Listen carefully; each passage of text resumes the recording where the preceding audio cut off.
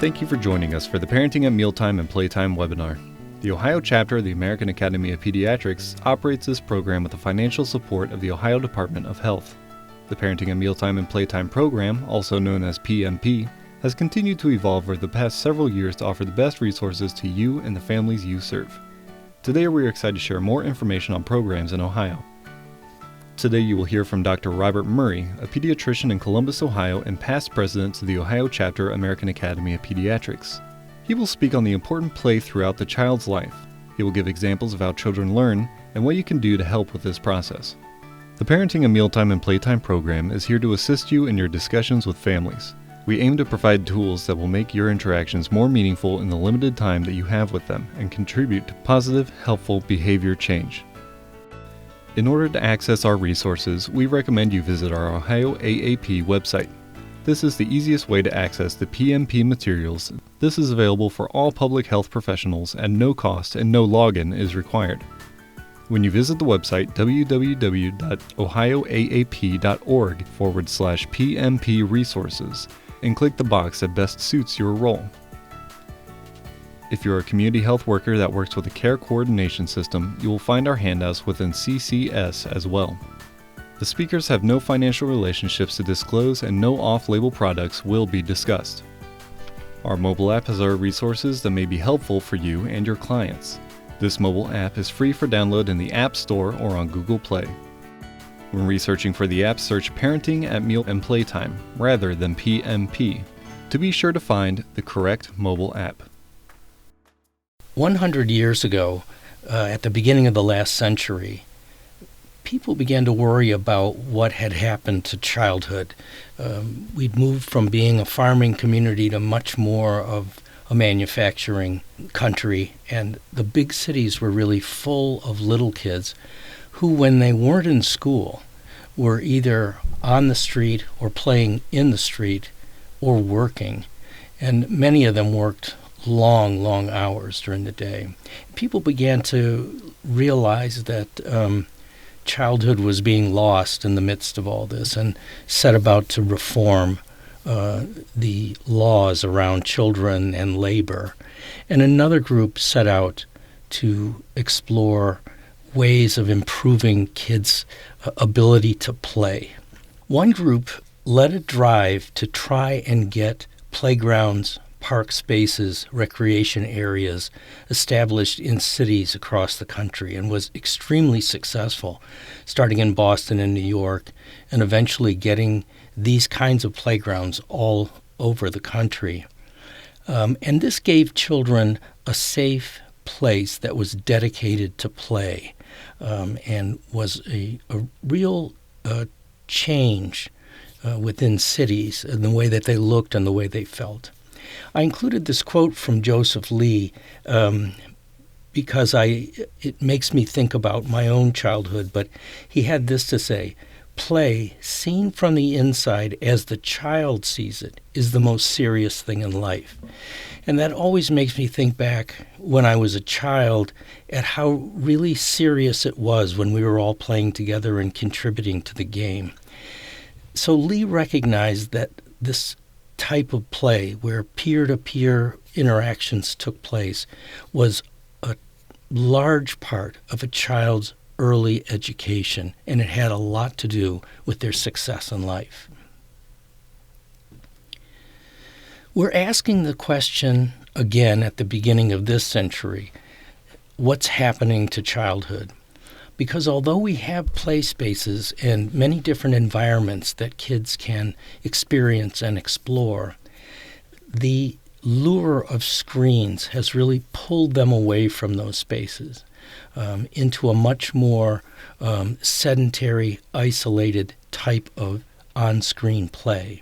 And unfortunately, it's not just children. One of the real struggles we have as pediatricians is making sure that parents also put the screens aside long enough to pay close attention to their children. So we're trying to figure how do we re-engage children in the type of play we know that makes a big difference for their learning. The Academy of Pediatrics feels that play is a very serious business. So we share that with the child's view that what they're doing when they play is really making their personality and sets about giving them a number of different skills which they'll use for the rest of their life. So let's think about the child and how they develop, and then let's look and see how play plays a role in that development. This is a striking piece of information. From birth, the brain will double in size by 12 months and triple in size by 3 years. That's an incredible rate of growth. The brain of a 3-year-old is almost the same size as the brain of a grown adult in this little 3-year-old body. The reason that it happens, you can see on the left side here, all that yellow in those panels are brain cells, neurons are called, and there's 85 billion of them in the brain at birth. But what we're missing at birth are all those connections between the neurons, and you can see that by a month and then 9 months and then 2 years, it really comes to look like a forest with thick vines connecting all these brain cells together. This happens in the child in a remarkably fast period of time, and there are some key factors that make it work. There are 3 things that make all the difference for the child's early development. One of them is good nutrition. You can't build a brain if you don't have all the building blocks. And what nutrition really does is give the child all the things they need to build a brain and make it work at its best. The second thing is taking that child and putting them into different experiences and explorations and environments that challenge them and make those connections between the brain cells thicker and thicker as they learn new skills. And then the third thing, and probably the most important thing, is that they have a nurturing adult to give them the emotional shelter that they need to go through development both socially and emotionally and intellectually. It doesn't have to be parents. It could be grandparents. It could be siblings. It could be a neighbor who has a really strong interest in the child. Any adult that provides the child with that kind of encouragement and emotional protection that they need can allow the child to develop fully their skills, social skills and emotional skills. So these 3 things are really critical in early childhood: good nutrition, lots of novel experiences, and a nurturing adult in their world. Let's look at how learning occurs from the beginning of life. If you look at a newborn baby, they have a very few tools at their disposal. They have a handful of reflexes. For example, if I put my finger in a baby's hand, they'll grasp it. If I brush their cheek, they'll turn their head and open their mouth because that's the signal that a breast is near and they can eat. So they have these handful of skills, or reflexes really, and out of those few reflexes, they'll build all their skills, sensory skills and motor skills. When they come out of the birth canal, you think about the baby, suddenly it's cold and bright and loud, and they are experiencing gravity on their muscles for the first time. And this really, right away from the first minutes, begins to stimulate those connections between brain cells, and they start to organize their world. So from this very immature state, they will build all through childhood toward the skills that they'll use for the rest of their life. They do this with what's called sensory and motor exploration. They use all 5 of their senses: sight, smell, taste, touch. They use all the muscle movements, all their feelings of body position as they move and roll and crawl and walk. And gradually, from those early reflexes, they will add new and stronger skills that allows them to better and better explore their world. We look at the child sitting on the floor, like this child with a Tupperware bowl full of beans, and we say that they're playing. But in reality, all these kids, whether they're eating or they're on the floor or they have something in their hand, they're really studying that and trying to understand how that fits into their world. So these experiences within different environments are the things that really stimulate brain cells to start their connections. Think about what it takes to walk for these young babies. First thing they have to do is be highly motivated because they're going to fall down many, many times. And they have to keep getting back up and trying again and again. They will test many different ways to hold their body and move in order to set up walking. You think they not only have to balance on their 2 feet, but they eventually have to shift their weight to 1 foot and move the other foot and then reestablish balance. And this takes thousands and thousands of trials on the part of the baby. Each trial letting them refine that skill just a little bit better and better until they can walk. And what's remarkable is that once a baby learns to walk around a year or a year and a half, they actually, it becomes an automatic behavior very quickly where they can suddenly get up and start walking. And then they work on climbing and running and doing many of the other things that we think of in terms of early childhood. So the basic skills require a lot of sensory and motor practice in order to accomplish something as complex as walking. So if you look at how we learn to think, you see that the first year is really heavily dedicated to sensory and motor exploration. As the child plays in their environment, they're actually learning. And out of that, they'll begin to develop language that describes what they're experiencing with their senses and their motor skills. And from language, they develop all higher thinking function, such as writing, reading, communication, social interactions with peers, and they become increasingly complex as they move through their preschool years and into school age. If you think about a 9-month-old, this is truly a remarkable thing. If I take this young boy and I give him a yellow plastic ball, and I say the word ball, the child will explore that ball. Of course, the first thing we all know as parents, the first thing they do is they touch it on their mouth because that's been their main portal to understanding what's around them. Everything goes to their mouth first. But then they'll begin to actually play with the ball. They get a feel for its shape. They roll it. They can bounce it. They can throw it. They understand what it's doing.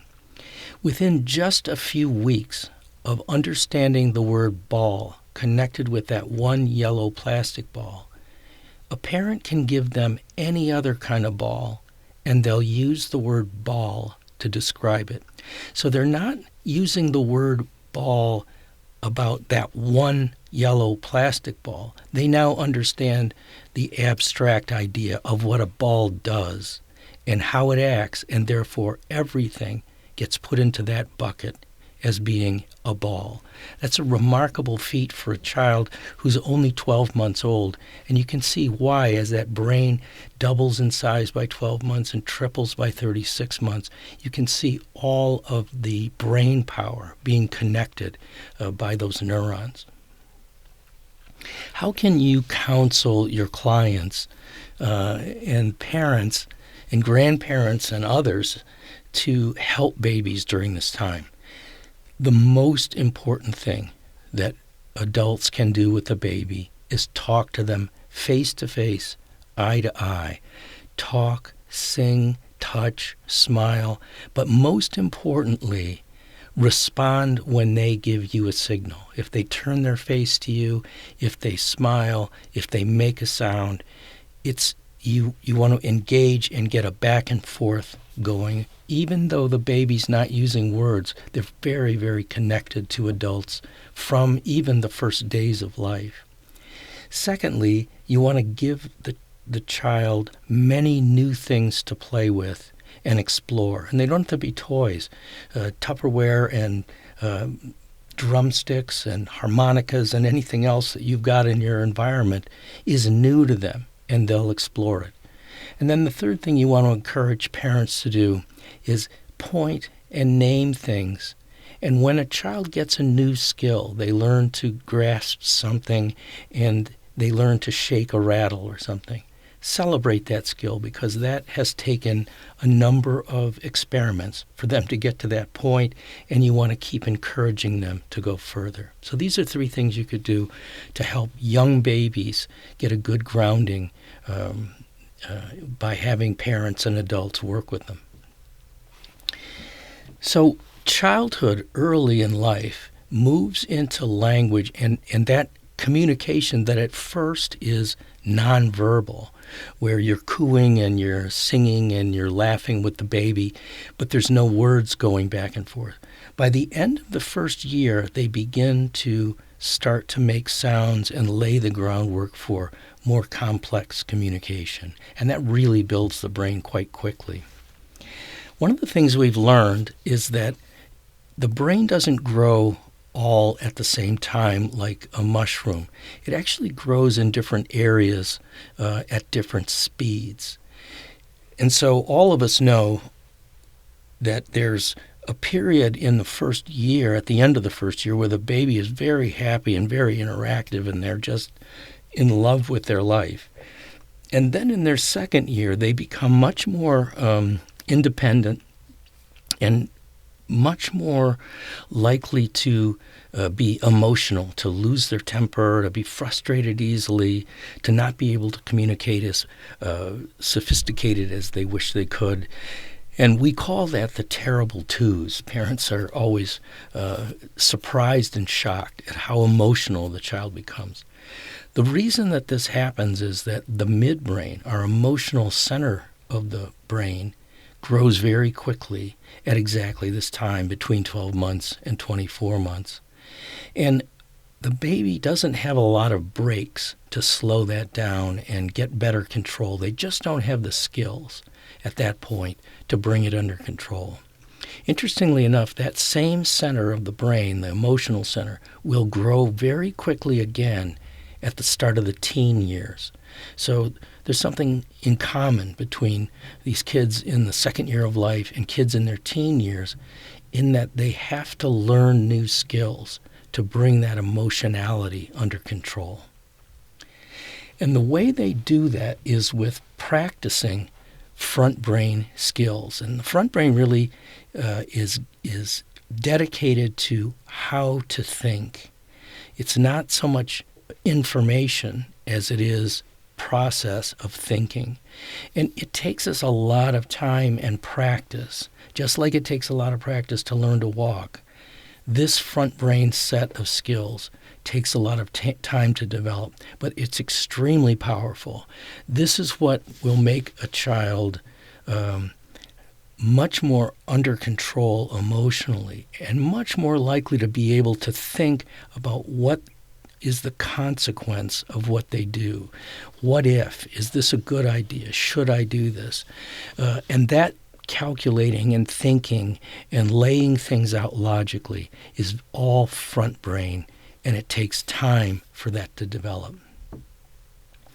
So one of the things that's most important for helping a child develop those communication skills that allow them to take control of their emotions is this concept of serve and return, back and forth. Parents say something, the child says something, and the parents are connected and listening. If you see in these 4 pictures, all the parents are right there face to face with the child. And they're not only talking, but they're listening. And that's really the important piece of serve and return. It starts with talking and interaction face to face, but it also involves almost everything that parents do with their kids as they get older. This back and forth and serve and return is just as valuable for teenagers as it is for 2-year-olds. You can do serve and return with books, and so the people who do research on reading say the best way to read with a child is, first of all, pick a book that interests them, that's in their interest area. Whether it's dinosaurs or princesses, you find something that captures their attention. And then as you read the book with them, you point and you talk and you ask them questions so that you're getting them to think, use their memory, and communicate about what they understand of the book or the story or the comic book. In this case, Dad's reading the comics from the paper with the kids. Anything that engages the child like that in the reading is extremely valuable. And again, it's serve and return as the core. So play early in life teaches communication skills. It will be play between adults and the child, but later it will be play with other children. And all children around the world get into a phase where they do these songs and rhymes and chants like Itsy Bitsy Spider and other things that involve hand games and games together. All kids in every culture in the world do the same thing. It's part of their development. It helps them with memory and anticipating things that are coming and learning to be in control and participate together as a group. So these are very early ways in which kids develop their communication skills. Probably the most important play in life is pretend play. It comes at a time when the child sees the world and then is ready to reinterpret that world in their own way. So they see us acting like adults and they mimic that in their own understanding.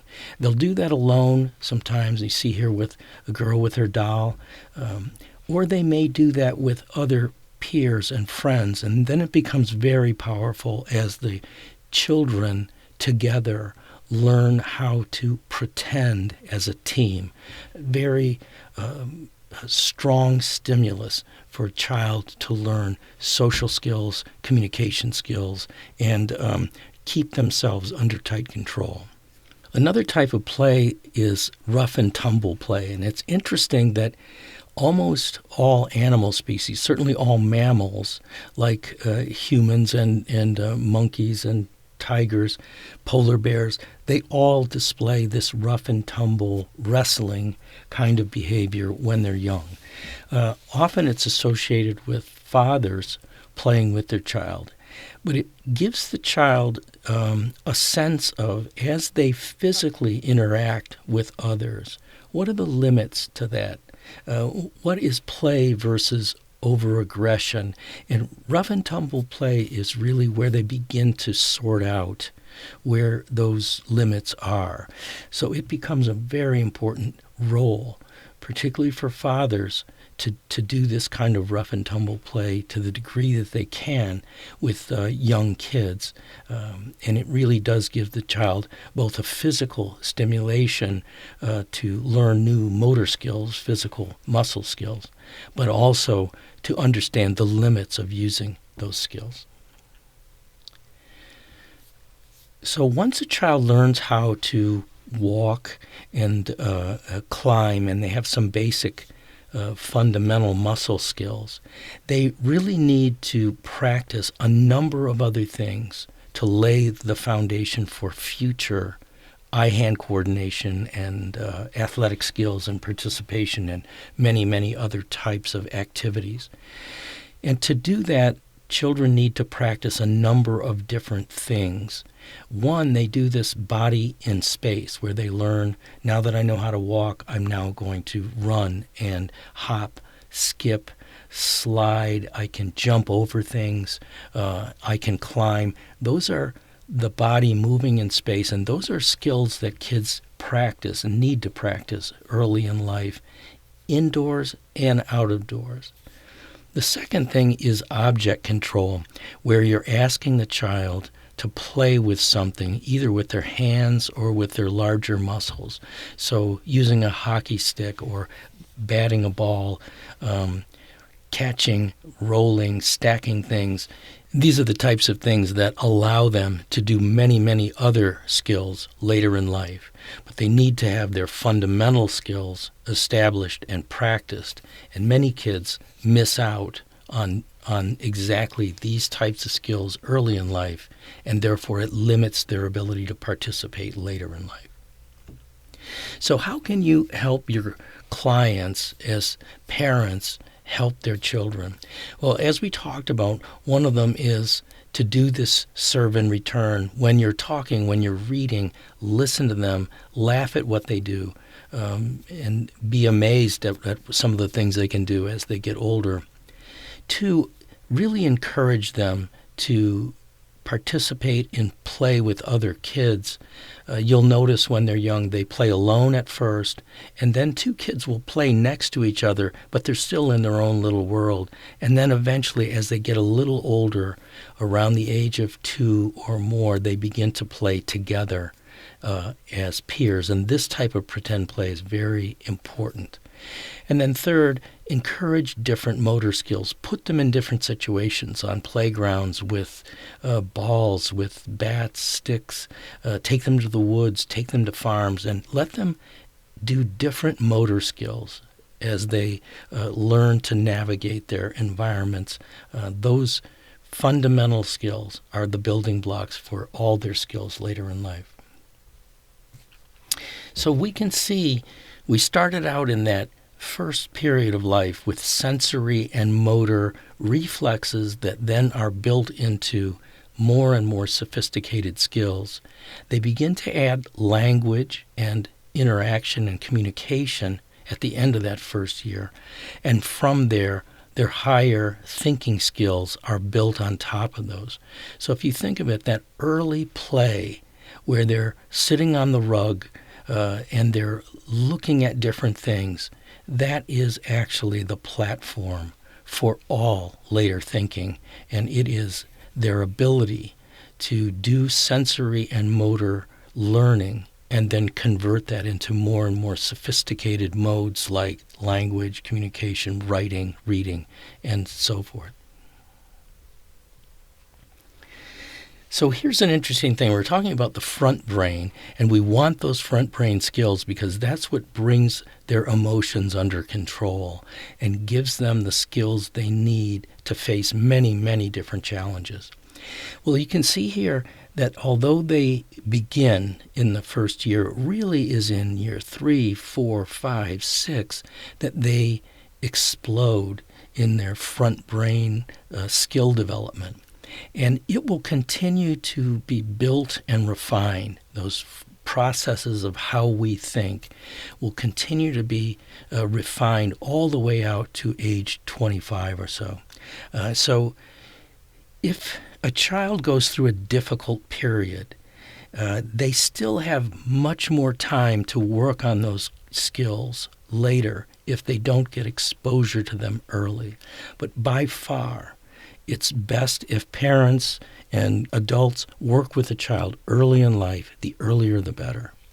So this is a fun fact that we've learned just in the last few decades, that as we started to take pictures of the brain during activities, we began to realize that with physical activities, when you put kids in situations where they're doing physical play, it really helps them get more blood sugar to the brain, which allows the brain to be much more efficient, and it also helps them with memory.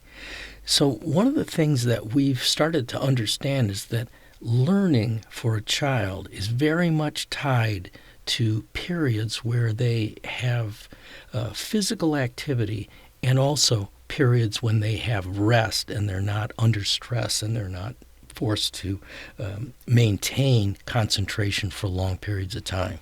So this is a very important piece of their day, this physical activity piece, for making blood flow work well. School has many opportunities, and one of the things that pediatricians and educators in school are starting to share is the information that shows us that breaks in the day that allow for some kind of physical activity and stress relief are the best ways of encouraging learning.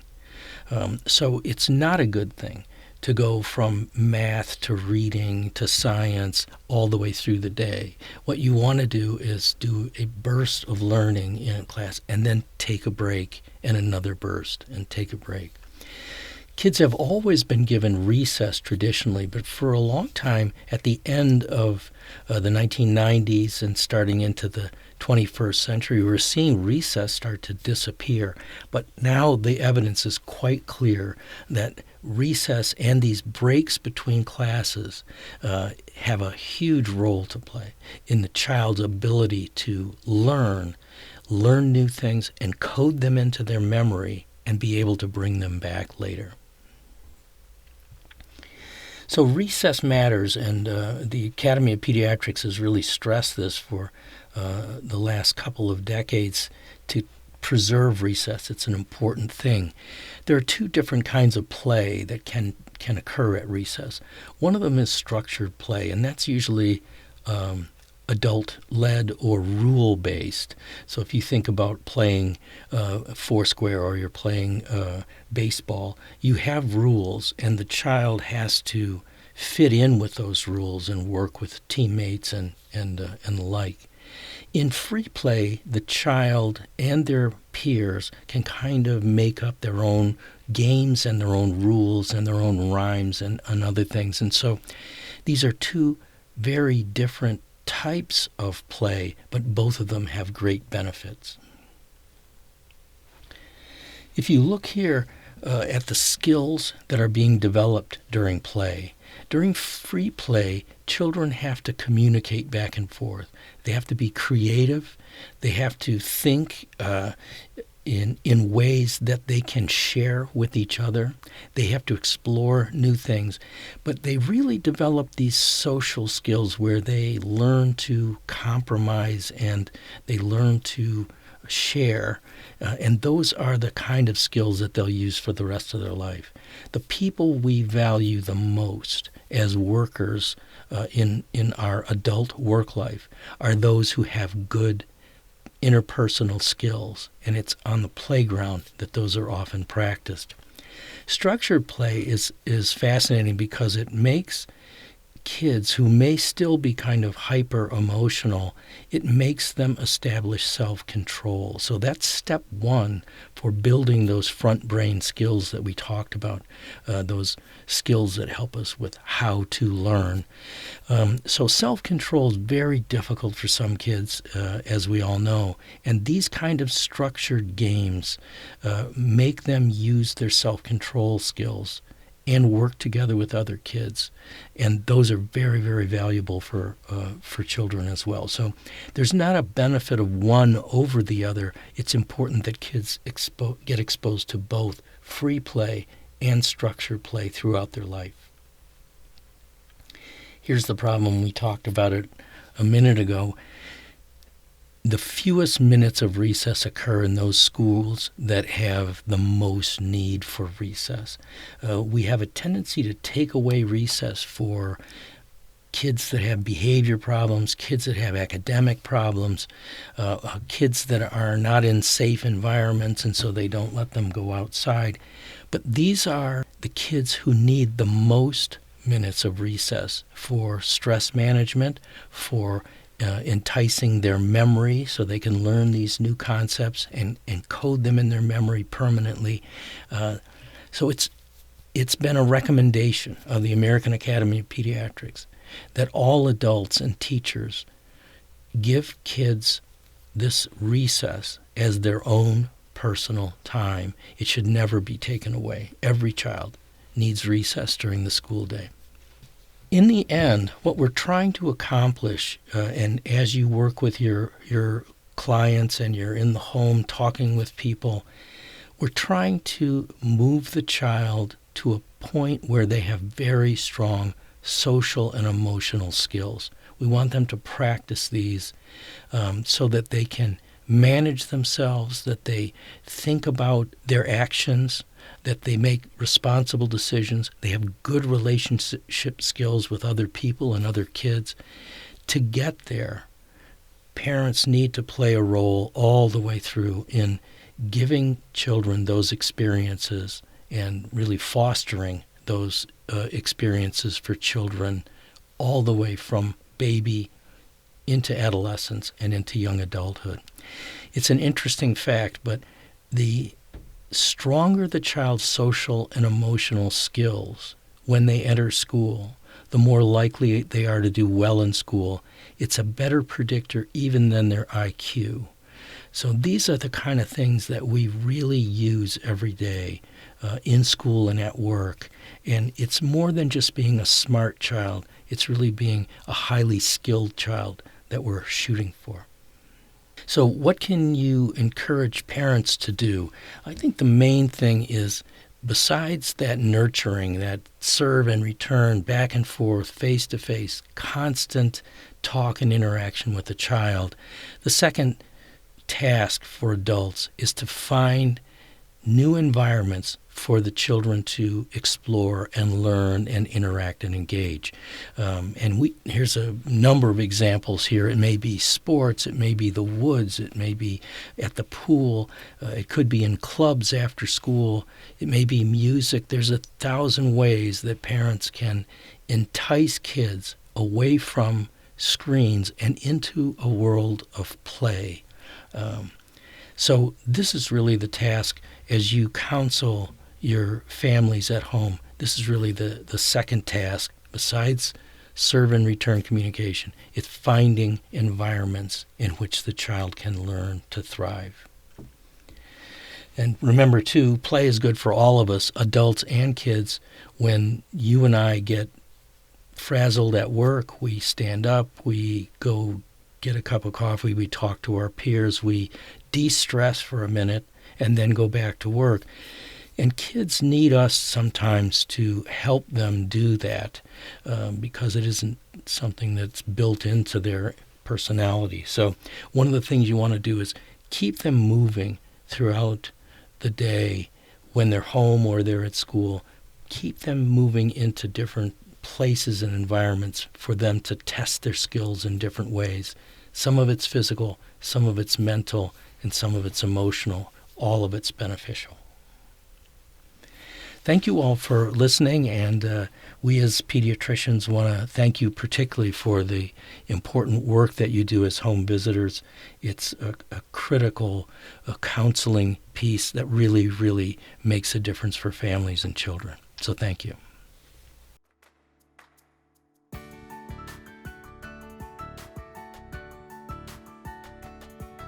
We sincerely appreciate you spending your time with the Ohio AAP to learn more about these important topics impacting children's nutrition and play. You can access the Parenting at Mealtime and Playtime resources on our Ohio AAP website. Thank you to our presenters for all they do for the Parenting at Mealtime and Playtime program and for Ohio's children. If you have any questions for Ohio AAP, please don't hesitate to call us at 614-846-6258. A big thank you to you for your ongoing efforts to assist Ohio's families.